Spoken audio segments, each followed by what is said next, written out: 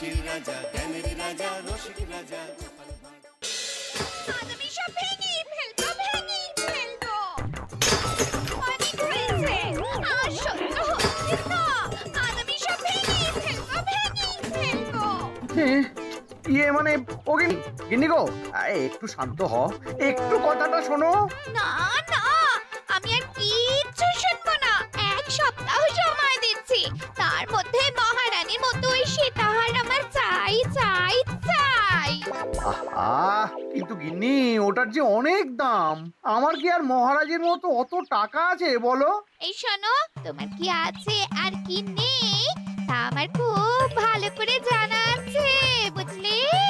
কিন্তু গিন্নি, একটা কথা কান খুলে শুনে রাখো, এবারে যদি তুমি ওই সীতাহার আমাকে গড়িয়ে না দাও, আমি তাহলে চিরদিনের মতো বাপের বাড়ি চলে যাব।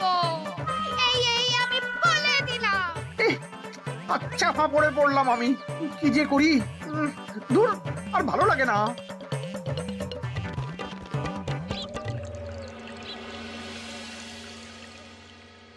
আজকে তোমাদের সকলের কাছে আমার একটা প্রশ্ন আছে। বলুন মহারাজ।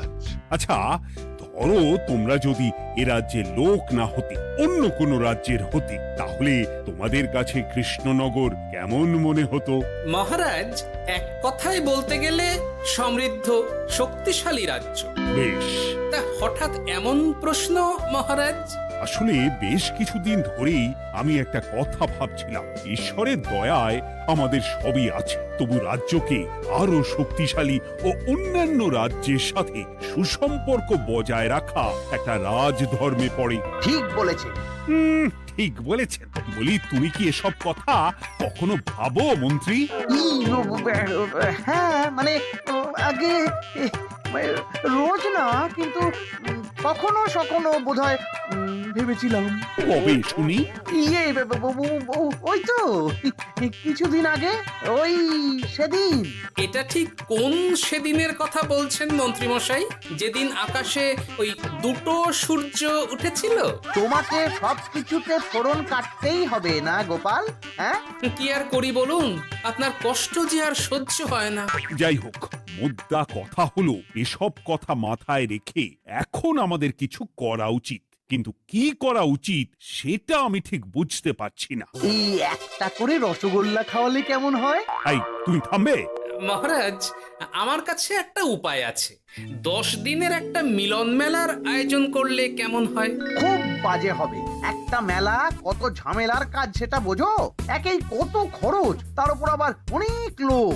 মোটেই না, এটা তো দারুণ বুদ্ধি দিয়েছো গোপাল। এমন কিছুই তো চাইছিলাম। ধুর, আজ সবকিছুই আমার বিপক্ষে মনে হয়। দিনটাই খারাপ, আমি বরং চুপই থাকি। তাহলে সবাই শোনো, 1 সপ্তাহ পর কৃষ্ণনগর এক বিরাট বড় মিলন মেলার আয়োজন করছে, আর তার জন্য লোকজনকে নিমন্ত্রণ করার কাজ দেখবে গোপাল। যথাজ্ঞা মহারাজ। আর মন্ত্রী, ভালো করে শুনে রাখো, মেলা প্রাঙ্গণ সাজানো, ঠিকঠাক নিরাপত্তা, এসব তোমার দায়িত্ব। আচ্ছা, কিন্তু বলছিলাম যে সবকিছু ভালো করে করতে গেলে খরচও তো। ওসব নিয়ে তোমাকে চিন্তা করতে হবে না। যত খরচই হোক আমাকে বলো, আমি দেব।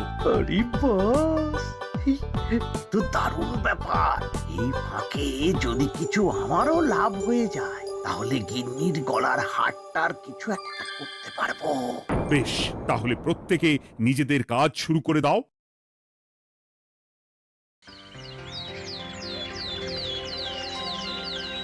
শোনো শোনো শোনো, 1 সপ্তাহ পর কৃষ্ণনগর মেলা প্রাঙ্গণে অনুষ্ঠিত হতে চলেছে 10 দিন ব্যাপী মিলন মেলা। সকল গ্রামবাসীকে এই মেলায় আসার জন্য আমন্ত্রণ জানানো হচ্ছে। শোনো শোনো শোনো।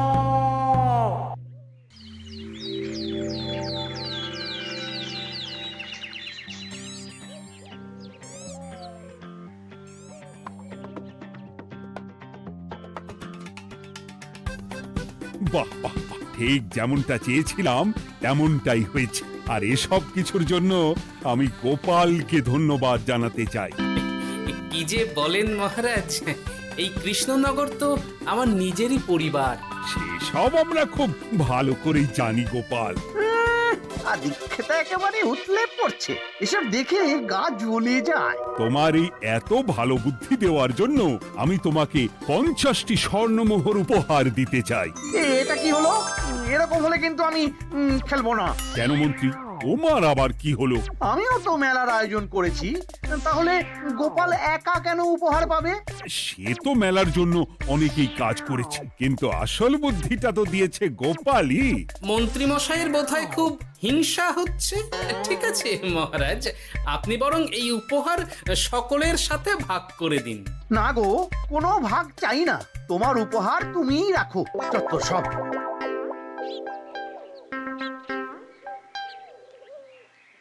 আমার কি এত খারাপ দিন এসেছে নাকি যে আমাকে গোপালের থেকে পুরস্কার নিতে হবে?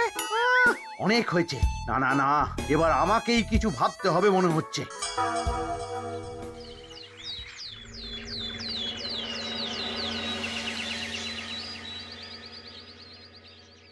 আমার আমার সব শেষ হয়ে গেল গো, সব শেষ হয়ে গেল। এবার এবার আমার কি হবে? মহারাজ, মহারাজ কিছু একটা করুন, মহারাজ কিছু একটা করুন। চিন্তা করো না, আমি দেখছি, যারা দোষী তারা শাস্তি পাবেই। কি শুরু হলো বলো তো হঠাৎ করে?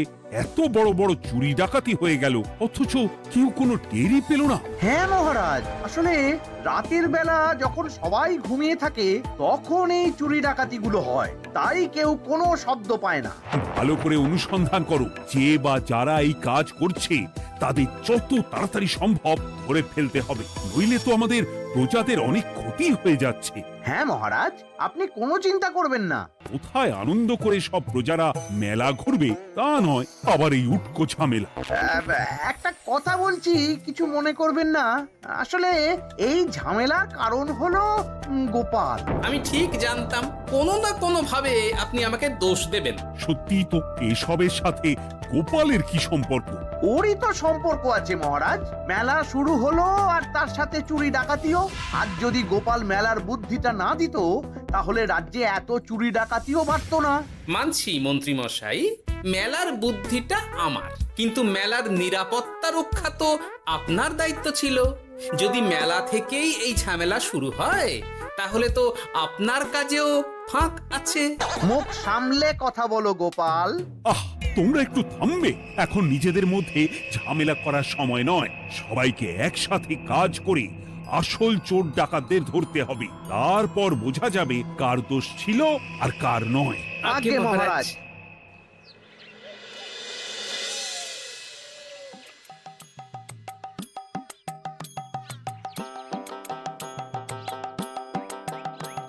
এই তো তুমি এসে গেছো। তাড়াতাড়ি মুখ হাত ধুয়ে বসো, তোমার জন্য একটা জিনিস এনেছি। বলো কি জিনিস? আরে আরে একটু অপেক্ষা করোই না, আমি আনছি। হ্যাঁ বেশ, আনো তাহলে। এই নাও, খাও। মিষ্টি দই। হ্যাঁ গো, খেয়ে দেখো তো কেমন। দারুণ সুন্দর স্বাদ তো গিন্নি। কোথা থেকে এনেছো? ভালো, মেলা থেকে এনেছি। ও জানো, বিনা পয়সায় গো। বিনা পয়সায়? তা কে দিল শুনি? আমি সুজন দইওয়ালা, বড় ভালো ছেলে। শুধু আজ নয়, ও রোজই মানুষকে ভালোবেসে না বিনা পয়সায় দই খাওয়ায়। হ্যাঁ বাবা, বেশ অবাক করা কাণ্ড। আসলে সুজনের দেশের বাড়িতে অনেক জমি জমা, গরু মোষ আছে। ও তাই বলে ওর টাকা পয়সার নাকি কোনো দরকার নেই, তাই ও বিনা পয়সায় খাওয়ায়। হ্যাঁ বুঝলাম। বাবা, খুব ঘুম পাচ্ছে এখন। ও গিন্নি, শোনো না, আমি বরং একটা ঘুম দিই এখন, বুঝলে? তুমি বরং বিকেলে আমায় একটু ডেকে দিও, ওর কাজ আছে। আচ্ছা বেশ। তোমাদের জন্য সেটাই ভালো, কারণ এমনিতেই মহারাজ চোর ডাকাত ধরার জন্য প্রহরীর ব্যবস্থা করছে পুরো রাজ্যে। না না না, সে নিয়ে আপনি চিন্তা করবেন না।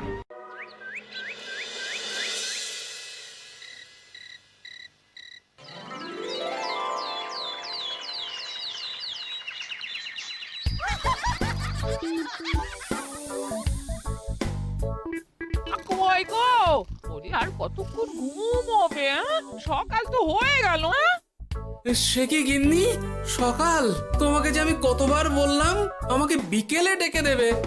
বলি কবেকার বিকেল? গতকালে না আজকে? তা তোমার বুদ্ধিতে কি বলে গিন্নি? আমার বুদ্ধি নিয়ে কথা বলো, আগে নিজের ঘুমকে দেখো। গতকাল বিকেল থেকে ডেকে ডেকে গলা ব্যথা হয়ে গেল, কিন্তু ওনার ঘুম আর ভাঙে না। হতেই পারে না। আরে না, ওদিকে কাণ্ড দেখো, রাতের খাবার পর্যন্ত পড়ে আছে। আজব কাণ্ড। যাই হোক, অনেক দেরি হয়ে গেছে বুঝলে, আমাকে এক্ষুনি রাজসভার জন্য বেরোতে হবে।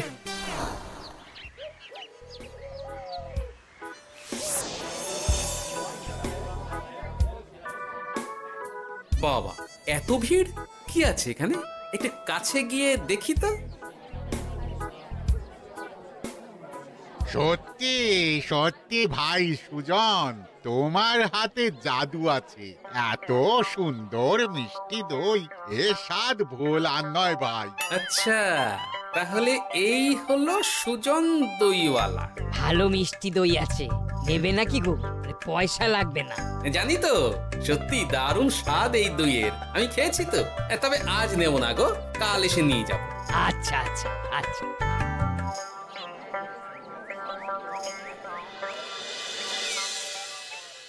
আর কোনো নতুন খবর পেলে ওই ডাকাতদের ব্যাপারে?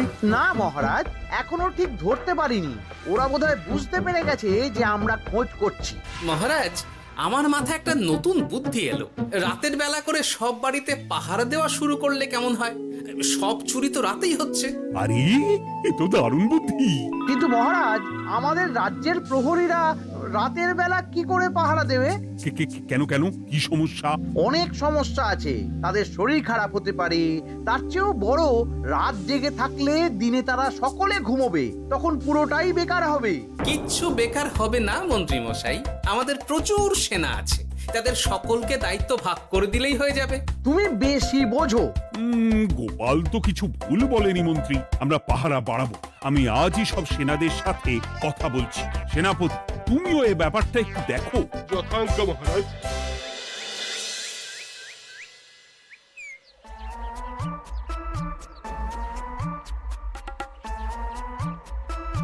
চোর ডাকাতদের ধরার জন্য যদি একটা সূত্রের হদিশ পাওয়া যায় তাহলেই কেল্লা ফতে, কিন্তু সেটাই পাওয়া যাচ্ছে না বলেই এত সময় লাগছে।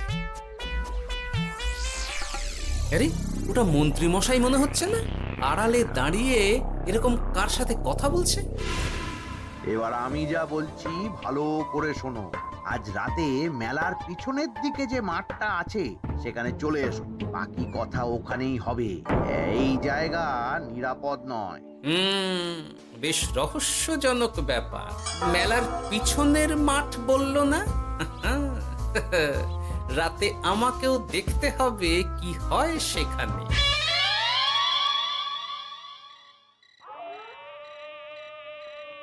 উফ, কি মশা রে বাবা! কখন থেকে দাঁড়িয়ে আছি, মন্ত্রী মশাইয়ের পাত্তা নেই কেন?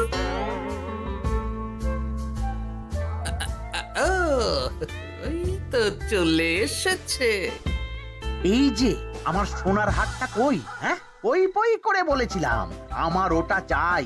আগে কি আর বলি বলুন তো, ওই হাটটা আমাদের দলের প্রধানের খুব পছন্দ হয়ে গেছে, তাই কোনোভাবেই ওটা দিতে পারলাম না। কি এত বড় সাহস!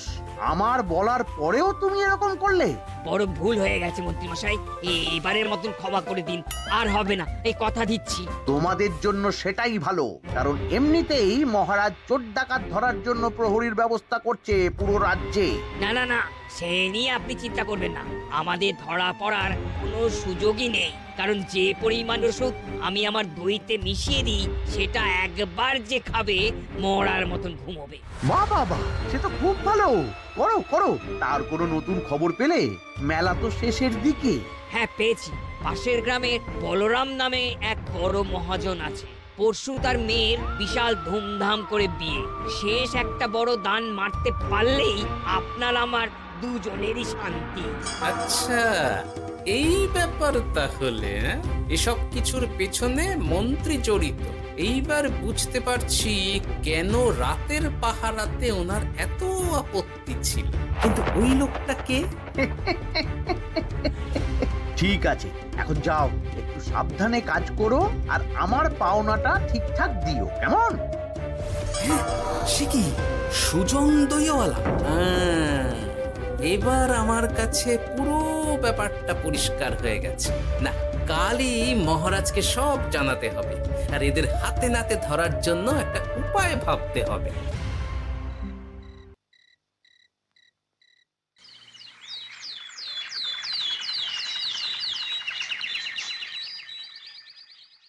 আরে এসো এসো, তোমার জন্যই তো অপেক্ষা করছিলাম। কি এমন জরুরি কথা আছে যে একান্তে দেখা করতে চাইলি? কোন মুখে বলি মহারাজ, সর্ষের মধ্যেই যখন ভূত তখন আর কি। মানে একটু খুলে বলো তো কি হয়েছে?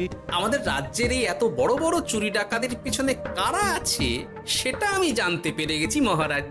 হ্যাঁ, এ তো দারুণ খবর। তাহলে আমরা এখানে কি করছি? এখনই তাদেরকে গিয়ে বন্দি করি? না মহারাজ, আমাদের হাতে কোনো প্রমাণ নেই, তাই ওইভাবে বন্দি করতে পারবেন না। কেন বলতো, কারা আছে পেছনে?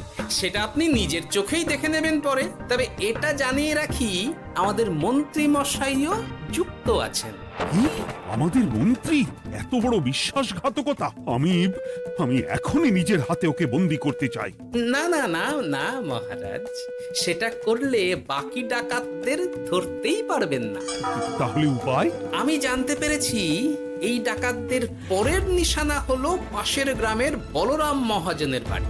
বলরাম মহাজন? কাল তোর মেয়ের বিয়ে, আমাদেরও তো নিমন্ত্রণ আছে সেখানে। তাহলে তো আরোই সোনায় সোহাগা। শুনুন মহারাজ, আমার মাথায় দারুণ এক বুদ্ধি এসেছে। সে কি? হ্যাঁ, আপনি কোনো চিন্তা করবেন না, আমি শুধু যা বলছি সেটা করুন, বাকিটা আমি সামলে নেব। তবে দেখবেন যেন মন্ত্রী মশাই এসবের কিচ্ছুটি টের না পায়। বেশ বেশ বেশ।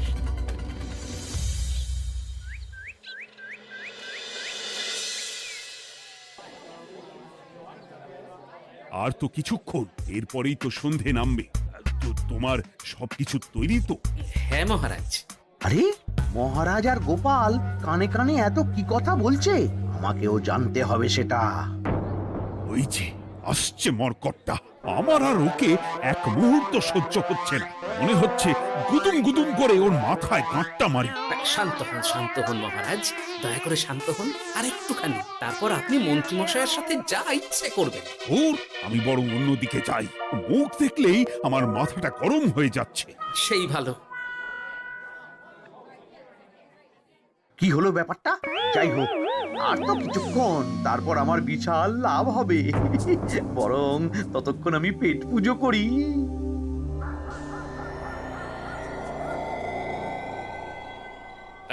যা যা দামি জিনিস আছে সব দিয়ে দে। এই তো খেলা শুরু। এবার আর আমায় পায় কে? ও বাবা, এরা আবার কারা? সত্যি গোপাল দারুণ চাল চেলেছে। এই তোমরা এখানে কি করতে এসেছো? কেন, তোমরা যা করতে এসেছো? ডাকাতি? এমন তো কোনো কথা ছিল না। কার দলের লোক তোমরা? মন্ত্রী মশাইয়ের দলের লোক। এই রে, কি বলছে সব? কোথায় কোথায়? এই মন্ত্রী মশাই, এই কি বলছে এরা?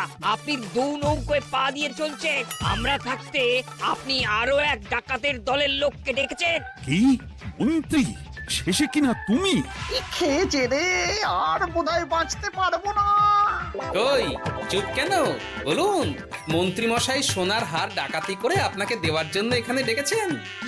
সোনার হার আমাকেও তো একই কথা বলেছে। আপনি আমাদের থেকে খবর নিয়ে অন্য দলকে কাজ দিয়েছেন। এই না না, মিথ্যে কথা। কিসের মিথ্যে? আপনি ছাড়া তো আর কেউ জানতো না এখানের কথা। না গো, আমি শুধু তোমাদেরকেই কাজ দিয়েছি একদম শুরু থেকে। আর কোনো ডাকাতের দলকে আমি চিনি না, আমি তো নিজেই প্রথম শুনছি। মন্ত্রী, লজ্জা করে না তোমার? তুমি আমার প্রজাদের এইভাবে ঠকাচ্ছিলে। ইয়ে মানে মহারাজ, আমি আসলে অনেক হয়েছে মন্ত্রী মশাই, আপনি ধরা পড়ে গেছেন। প্রহরী, বন্দি করো সবাইকে, আর মন্ত্রীকেও। আমাকে ক্ষমা করে দিন মহারাজ, আমি ইচ্ছা করে এটা করিনি। আসলে আমার গিন্নি কদিন ধরেই মহারানীর সীতাহারের মতো দেখতে হার বায়না করেছে। তার জন্য তুমি নিজেদের লোকেদের থেকেই চুরি করবে? আর কি করব বলুন, এক সপ্তাহের মধ্যে হার না দিলে বাড়ি ছেড়ে চলে যাবে বলেছে। তাই আমি এখন আপনি যেটা করেছেন সেটা যদি আপনার গিন্নি জানতে পারে তাহলেও বাড়ি ছেড়ে চলে যাবে। শাস্তি তো তোমাকে পেতেই হবে মন্ত্রী। আয়, কে আছো? শোনো, মন্ত্রীকে মুখে কালি মাখিয়ে গাধার পিঠে বসিয়ে সারা রাজ্য ঘোরাও, এটাই ওর যোগ্য শাস্তি। আর গোপাল, তোমার বুদ্ধির প্রশংসা করতেই হয়। তোমার পুরস্কার আমি কাল রাজসভায় দেব। দূর দূর, জীবনে বিয়ে করাই ভুল হয়েছে আমার।